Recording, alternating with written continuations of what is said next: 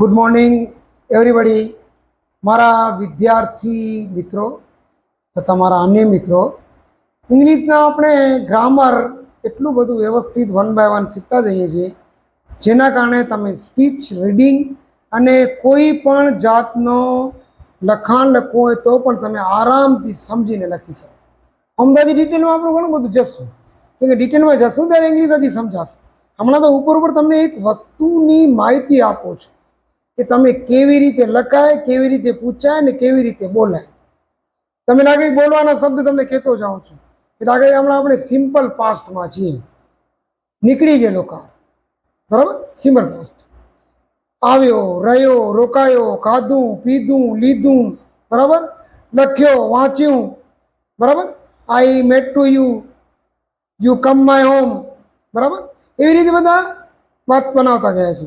એમાં આપણે પોઝિટિવ બનાવ્યા, નેગેટિવ બનાવ્યા, હુવાળા બનાવ્યા, વોટવાળા બનાવ્યા ને વેરવાળા બનાવ્યા. હવે એક એક વર્ડ બોલી પછી વેન સુધી આપણે પાછળ જ્યાં હતા ત્યાં પહોંચી જઈએ. કેમ કે ગેપ પડે એટલે થોડુંક આપણે પાછું આગળનું તાજું તો કરવું જ પડે. જો આપણે આગળનું તાજું નહીં કરીએ તો પછી શું થશે કે આપણી જે રૂટીન છે કન્ટિન્યુઅસલી તૂટી જશે. એટલે કન્ટિન્યુટી તૂટે એટલે આગળનું ભૂલી ગયા હોય એટલે પાછળનું વાક્ય ન બને. કોઈ પણ વસ્તુમાં આગળનું આપણે યાદ કરવું પડે, પછી આપણે લાઈન પકડવી પડે, ક્યાંથી મૂક્યું એથી પ્રમાણે.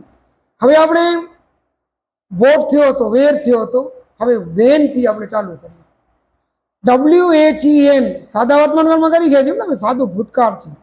WHEN ક્યારે, કચ્છી ભાઈ જો ને કડે, આમાં ટાઈમ બતાવવામાં આવે છે. તમે ક્યારે ઊંઘ્યા, તમે ક્યારે આવ્યા, તમે ક્યારે પૂછ્યું, તમે ક્યારે લીધું, એમાં સમય બતાવવાનો છે.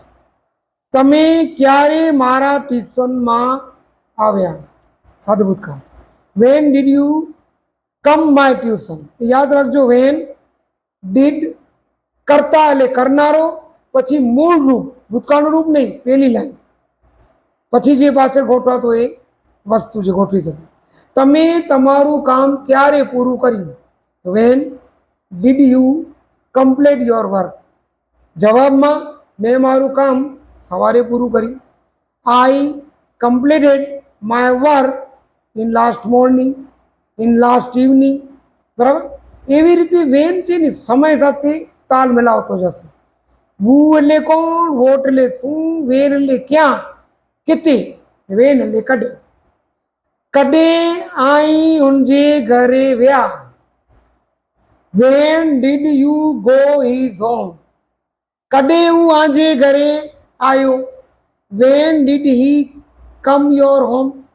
હી મુझे ઘરે કાલ સાંજે જો આવ્યો. He came my home in evening. He ઉનજે ઘરે સાંજે જો વ્યો. એડી રીતે पूर्ण वर्तमान काल में सादे में, प्रश्न में मेन लाइन, जवाब में भूतकाल से लाइन. वेन पहुंचे तो वाय, कुलाय, कुलाय आया, कुलाय व्या, कुलाय रोकाणा, कुलाय पूछया. वाय એટલે कुलाय, WHY, वाय. શા માટે તમે તેને તમારા ઘરે બોલાવ્યા? કારણ કે તેણે મને મદદ કરી. Because he help to me. મૂળ રૂપ ને જવાબમાં ભૂતકાળનું રૂપ. વાય છે ને, વાય એક રીઝન છે, કારણ છે. કોઈને કારણ પૂછીએ ને, શા માટે તેના ઘરે ગયા, કે તમે શા માટે તેને પૂછ્યું. કોલાય એનર્જી ઘરે ગયા, કોલાય આયા, કોલાય બેઠા, બરાબર. બીજો કેમ, કેમ કર્યું, કેમ ન કર્યું, તો વાય. જો આપણે આ બધા હકારથી બનાવીએ છીએ, નકારથી વાળી પ્રશ્ન હતા કે અલગ બનશે. તો શા માટે તમે તમારા મિત્રના ઘરે રોકાયા? Why did you stay your friends home last Monday. મારા મિત્રએ મને આમંત્રણ આપ્યું.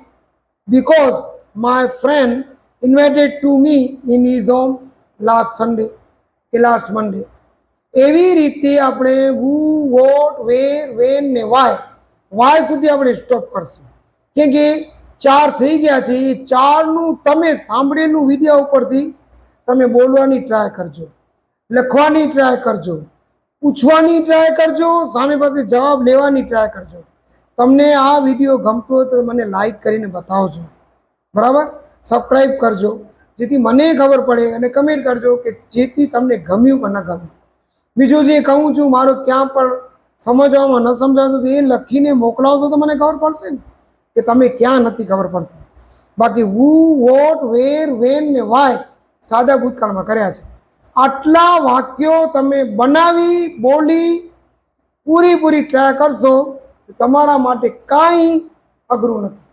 ઇઝીલી તમે ઇંગ્લિશ બોલી શકો. સાથે વર્તમાનકાળ સાથે તાલ પણ મિલાવી લેજો. Okay, bye, see you, meet next day.